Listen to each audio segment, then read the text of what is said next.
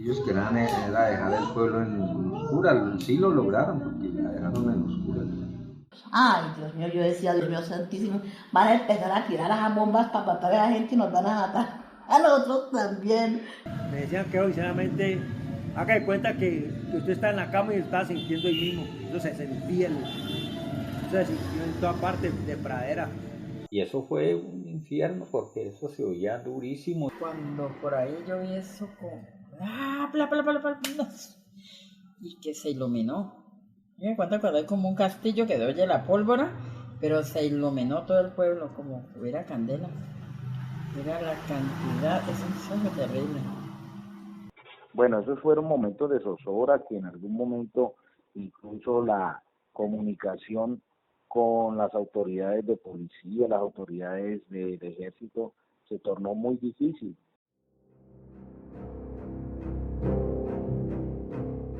Y así empieza este podcast titulado El día que la guerrilla se metió a Pradera. Vivimos a una cuadra de la estación de policía cuando de repente mi padre nos dice que él escucha un camión que llega al sitio y escucha que empieza a bajar mucha gente. Dominar el territorio ha sido eje fundamental de los grupos armados ilegales en Colombia. Esto, según el Centro Nacional de Memoria Histórica en su sitio web, buscaba alejar la presencia del Estado en las diferentes regiones del país, con el fin de adquirir recursos o tener una ventaja político-militar en su lucha. Eso todo el mundo el día que va a meter, se mete. Y llegó el día preciso, ese día yo estaba aquí acostado ya, enseguida en el apartamento dormía mi hermana con el esposo y el sobrino mío. Bueno, ya encerrado, pues ya estábamos con puertas cerradas prácticamente. Y se vio muy iluminado el pueblo, ¿no? Yo miré un tiroteo horrible, iluminado el pueblo, y dije, ¿qué pasó? Y salí a asomarme y un vecino me dijo, no es verdad, me dijo, entrate que entró la guerrilla. Ese día también nosotros estábamos en la casa y cuando se oyeron los disparos y todo eso, nos asomamos por la ventana y en la esquina se veía, habían dos y disparando al aire. O sea, como que en todas las cuadras estaban disparando para que la gente no saliera. Ya estábamos durmiendo, cuando de un momento a otro escuchamos como unos disparos y se fue la luz. De ahí oíamos correr, que corrían por las calles y por los andenes y disparaban y disparaban. Nosotros salíamos de trabajar a las 7:30 de la noche, entonces ya estaba en mis habitaciones descansando cuando empezamos a oír unos bombazos pero duros, inmensos. Entonces salimos a la calle y resulta que oímos 2, 3, 4 tiros, pero no eran tiros de revólver porque eso se oía grandísimo y dije, no, esto debe ser tiro de fusil. Yo estaba ya acostado y listo allí cuando yo vi como de una especie de tronantes, ping, ping, ping. Al ratico eran como a las 10 de la noche. Y allí entró el cuñado mío, como en otro apartamento se comunican. Entró el cuñado y me dijo, ve la guerrilla. Y le dije, ¿cómo así? El informe hecho sobre las tomas y ataques guerrilleros entre 1965 y 2013 por el Centro Nacional de Memoria Histórica y el Instituto de Estudios Políticos y Relaciones Internacionales en 2016 da cuenta que en ese periodo hubo 1.755 incursiones guerrilleras, de las cuales 609 fueron tomas en centros poblados. Esa toma guerrillera fue de manera sorpresiva para todos nosotros, dado que estábamos todos descansando en nuestras casas y de un momento a otro se escucharon algunas detonaciones, ráfagas de fusiles y bueno, todo era un caos total. Se trepaban como a una terraza que da por aquí por la casa y haciendo disparos también.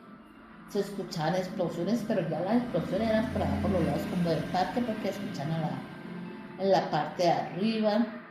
Salimos a ver qué pasaba.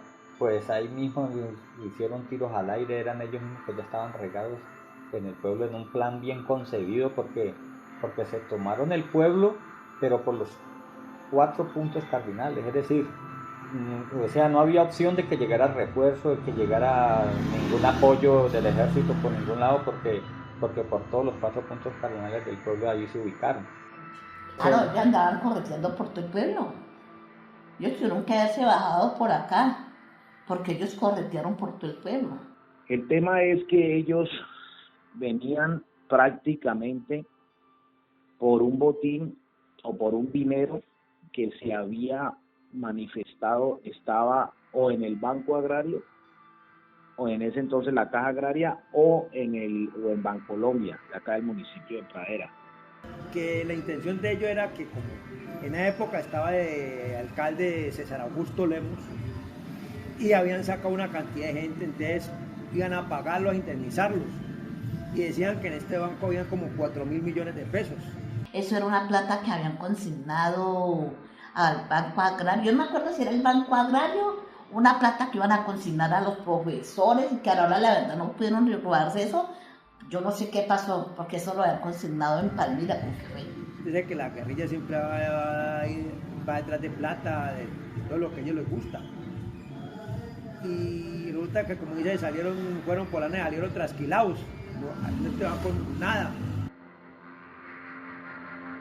Según la revista Noche y Niebla, que hace parte de la Red Nacional de Bancos de Datos de Derechos Humanos y Violencia Política, el 7 de julio del 2000, guerrilleros del Frente Sexto de las FARC y del movimiento Jaime Batemán Cayón fueron los responsables de la toma del municipio. Durante la realización de este podcast, varios relatos dan cuenta que esta incursión guerrillera fue entre las 10 de la noche y hasta la medianoche del jueves 6 de julio del 2000. Me acuerdo que fue un jueves. El año no lo recuerdo, pero eso fue tipo 10:30 de la noche. Nosotros nos encontramos en un punto al frente del Banco Bancolombia, donde era más que todo una fuente de soda. Pues bueno, cuando yo menos pensé eso, las tronantes, y el cuñado me dijo, la guerrilla. Después de que podíamos salir, empezaron a dejar disparos a él, pero nosotros no podíamos salir porque de aquí a allá, a la diagonal, estaba mi mamá y mi papá. Y cuando ellos salieron, mi papá y mi mamá nos veía yo gritando y todo eso. La guerrilla ya entreteniendo con la policía, haciéndole tiros para que más. Y aquí ya le metieron unas petacas. Los tiros que se hacían constantemente por la cuadra hacia la policía fueron muy largos, fueron de mucho tiempo. Lo escuchamos fue que alguien entró ahí a la puerta, no vimos quién, y dijo, por favor apaguen todo y tiren al suelo, que esto es la guerrilla. Y ya comenzamos a ver que comenzaron a disparar hacia la alcaldía, a todos los lados, de todos lados, y oían los fogonazos de eso, cuando le decían que fue y le metieran una papa ahí al banco. Pues eso, ya como se pudo, se cerró la puerta y ahí ya no vimos más. Ya los taxistas gritaban por allá en el parque, y todo el mundo gritaba que tiraban debajo de los carros. Y ya comenzó como a sentirse los fogonazos de todo el pueblo, pues en todos lados se oía que disparaban, ráfagas de metralleta y todo. Y la gente gritaba en el parque, y hasta cuando escuchamos una explosión, que fue cuando volaron el cajero. Empezaron a escucharse como unas explosiones que pues hacían retumbar los techos de las casas. Y uno en momentos uno sentía la detonación, porque unos estruendos extravagantes, como dice el dicho. Estamos aquí ahí al pie, eso traqueaba, pero impresionante. Dañaron todo. Muy poco se alcanzaba a escuchar cómo la policía podía responder al fuego cruzado que había en ese momento. En ese entonces, si mal no recuerdo, en la estación de policía creo que solamente habían 6, 8 policías. Se puede hacer un cálculo que hubieron más de 200 subversivos en nuestro municipio. El hecho fue que constantemente los tiros que se hacían constantemente por la cuadra hacia la policía fueron muy largos, fueron de mucho tiempo. No, pues uno en ese momento siente mucho miedo. ¿Para qué va uno a hablar? Es más, yo hasta me metí abajo de una de las máquinas extintoras, porque yo decía, no, pues uno no sabe qué. Y como ellos hubieron de que se hacían allí en el andén, como está la entrada de los vehículos de bomberos y hay un andén que es más altico, pues ellos ahí se resguardaban a disparar hacia acá, hacia el comando, hacia la estación de la policía. Esta toma aproximadamente duró casi una hora larguita, ¿ya? En donde nosotros escuchábamos y estábamos aturdidos a tal punto que en toda la esquina de la casa se instaló una ametralladora y podíamos escuchar la diferencia de la ametralladora que apuntaba hacia la policía. Esto generó una cantidad de daños en el colegio, en las casas de la carrera 11, un vehículo que había en la esquina de la policía de un señor muy reconocido aquí en el municipio que hace perifoneo, la tienda del mono que él normalmente siempre tiene abierto hasta tarde, ese día también salió ileso, pero pues hubieron daños en su tienda. Ese día se fue la energía, se va la energía por todo ese tiempo. La balacera seguía en ese momento a tal punto que eran tantos los subversivos que habían que ese día en toda la esquina de la calle Tercera con carrera 11 hubo un herido de ellos mismos. Entre ellos mismos no se sabe cómo, si en el momento que estaban acostados en el piso disparando no se fijaron que había un hidrante en esa esquina. Ese hidrante pues metálico, un metal de un calibre muy grueso, lo que hizo fue que un tiro de esos rebotara y hiriera a una persona, porque después de media hora ya escuchábamos cómo la misma gente decía, manden un carro que tenemos un herido y está muy mal. Se alcanzaba a escuchar porque ellos hablaban duro. Y ya comenzó ellos a decir que ya habían entrado, que ya era el objetivo, que retirara a todo el mundo. Eso más o menos ocurrió por ahí en hora y media. Y pues ya comenzó a quedar el pueblo solo y todo el mundo que corrían para todos lados. Y en cierto punto pues hubo un silencio que ya no se oía sino los helicópteros, que porque ya eran del ejército, según eso decía la gente, ya entró el ejército. Y ya no se escuchó más, ya cuando la policía decía que no salieran, que porque podían haber dejado explosivos por ahí. Y resulta que pasó eso, terminó como de 10 como 2 horas, porque yo me alcanzaba a asomar allí, lo veía por ahí caminando a la guerrilla, dando tiros al aire, en el parque lo veía a ellos, y yo me asomaba medio de la cabeza, porque uno no sabía, de pronto les daban por hacer un disparo, y eso duró como 2 horas, impresionante la cosa. Y uno después pasó a lo que era eso, era todo acabado, las instalaciones del banco. Enseguida ahí donde está el restaurante de Dolly, había un almacén de chepes.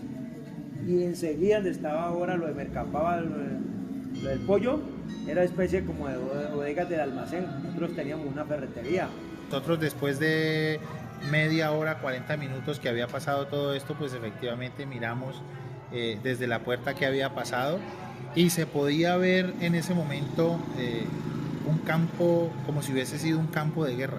Las vainillas de cada una de las balas que estaban en la calle eran impresionantes. Hubo mucha gente que recogió de esas vainillas para venderlas pesadas en una chatarrería y se alcanzaron a conseguir o recoger muchas bolsadas de esas vainillas en ese momento. Muchos cartuchos que quedaron sin activar, sin disparar. Igual la gente, recuerdo tanto que un vecino entre búsqueda y búsqueda alcanzó a recoger 32 cartuchos de fusil, se los entregó a la policía. Ya después de ese tiempo que estábamos así, pues ya llegaron unos comandos especiales de Palmira, los cuales se regaron por todo el municipio, pero pues ya no había nada. Ya terminó todo y que comenzó toda la gente a salir, entonces ya el ejército comenzaron a a decir que la demora de haber entrado por tierra era esa, de que habían cilindros en las entradas y que ellos no sabían pues si los sorpresivos los iban a detonar o no. Entonces... ¿Cómo fue la demora? Eso, ahí fue la demora, por eso el ejército aquí dentro más o menos tipo 2:30 o 3 de la mañana, que fue la entrada de él. Cuando ellos entraron pues ya no vio ya nada más, sino los quejidos y las ambulancias. Al rato fue que se escuchó la sirena de los bomberos, se alcanzaba a ver hacia lo lejos una columna de humo, donde el banco que quedaba en la esquina del parque ya lo habían dañado, igual con el Banco Agrario en su momento. Dinamitaron estos dos bancos, no se pudieron llevar la plata porque las cajas fuertes no las pudieron abrir y por ende pues el banco no tenía la plata suficiente como ellos pensaban que había en este caso. Cuando una patrulla de la policía arrimó al cuartel a decirme que ya todo estaba controlado, entonces ya se procedió a dar los toques de sirena y para que llegaran las unidades y poderlas despachar al sitio del incendio. El hecho fue que el municipio como tal vivió una experiencia bastante miedosa para todo esto que pasó en esa hora larguita. Esa toma guerrillera duró casi unas 2 horas, ¿sí? Incluso después al otro día uno se daba cuenta que ellos tenían también estudiado el tema de seguridad aquí en el municipio, que se daban cuenta qué agentes de policía estaban de permiso, dónde vivían y los tenían pues obviamente sitiados. Ellos no, pues considero que no quisieron como atentar contra la vida de ellos porque les avisaban que no se fueran a hacer matar, que se quedaran ahí en sus casas mientras ellos hacían la toma como tal. Necesitan que la policía no salga para poder ellos llevarse la plata que hay en el banco. Esto fue una toma que se hizo por parte de ellos con mucha precisión y mucho cálculo. Quitaron la energía en las entradas del municipio, en todas las entradas del municipio ellos estaban o sea, toda la parte del centro de nuestro municipio y hacia sus alrededores había muchos subversivos.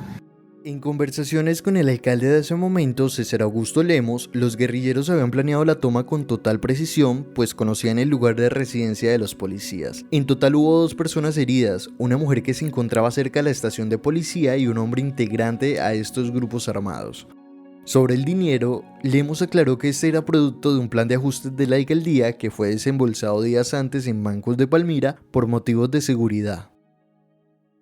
Una señora que estaba parada en una esquina, no sé por qué se paró ahí abajo, por ahí por los leños, por ahí, y le pegaron un tiro en una pierna. Claro, estuvieron heridos, sí, al que veían y hacían esconder la gente, el que se asomaba le daban bala a la ventana. Una discoteca que queda en toda la esquina de la policía, en ese tiempo la discoteca se llamaba Olafo, allí hubo un herido. Aquí en esta plancha aquí es que estaban subidos, donde había parte donde pudieran acomodarse, ellos se acomodaban. Ellos dicen que ellos empezaron a entrar por los alrededores, ¿no? Fueron cercando y cuando ya dieron la orden, por eso es que vio. Yo iba por aquí, iba como para el baño, cuando por ahí yo vi eso como y que se iluminó. Me cuenta cuando hay como un castillo que oye la pólvora, pero se iluminó todo el pueblo como hubiera candela. Era la cantidad, eso fue terrible. De verdad que sí se sintió uno muy humillado, porque ahí sí hasta el más guapo se esconde. ¿Quién le sale? Y esa fue muy berraca, para que muy impune, ¿no? Fue muy... Si uno lo vivió aquí como era gente que está constantemente enfrentándose pues, en el Cauca, la gente. Eso es berraco, ¿no? Para que eso eso nunca quisiera que volviera a pasar más en Colombia, porque es muy berraco. Eso daña toda la tranquilidad, daña todo, también sinceramente. Ese fue todo lo sucedido en esa época. Recuerda que las historias, las conversaciones y todos los relatos que se encuentran en este podcast son opiniones de quienes participan, que no necesariamente representan una verdad absoluta. Entre todos construimos lo que se está contando. Esto es Vox Joven, y nos vemos en un próximo podcast.